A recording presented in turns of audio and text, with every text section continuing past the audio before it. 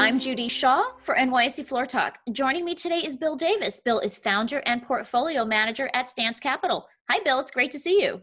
Good to see you, Judy.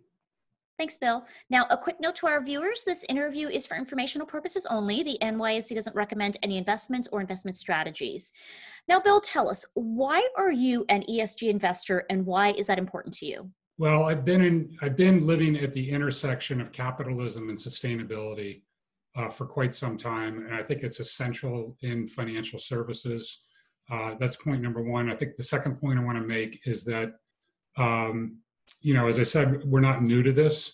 We have been managing for over 7 years a ESG large cap core strategy with top decile performance, and that has led us, based on investor demand, to create an ETF version of that product, which trades under the ticker symbol STNC.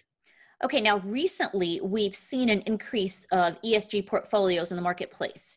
How has Stance Capital participated in this growth, and how are you different? I think there's 3 points I want to make here. The first is that we are a quantitative strategy. Secondly, we are actively managed.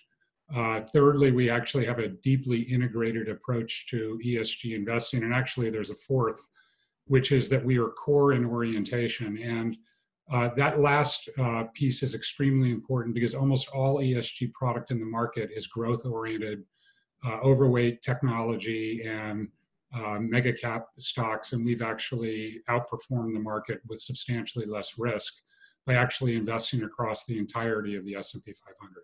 Bill, how do you respond to the critics of ESG investing? Well, I think that they fall into 2 camps. One is the ESG data isn't all that accurate. And I think I think that's a fair criticism, but I would also say that the ESG data gets better and better every day because more and more companies are actually becoming more transparent. And so as ESG portfolio managers, we have more to work with. I think that probably the bigger point that I would emphasize is the criticism around performance, that ESG somehow or other leads to underperformance in the market. I think I categorically reject that because I think that if this is all about portfolio construction, if you build portfolios properly, it's perfectly possible to outperform the market with less risk in such a way that values alignment just simply becomes a free option. And that's what I think we've demonstrated with our large cap core strategy. Okay, and finally, can you talk about the ESG themes within the portfolio today? Sure. So there are 2 major themes, and these derive from the fact that we are, in fact, an S&P 500 ESG strategy, which is to say we invest in constituents of the S&P 500.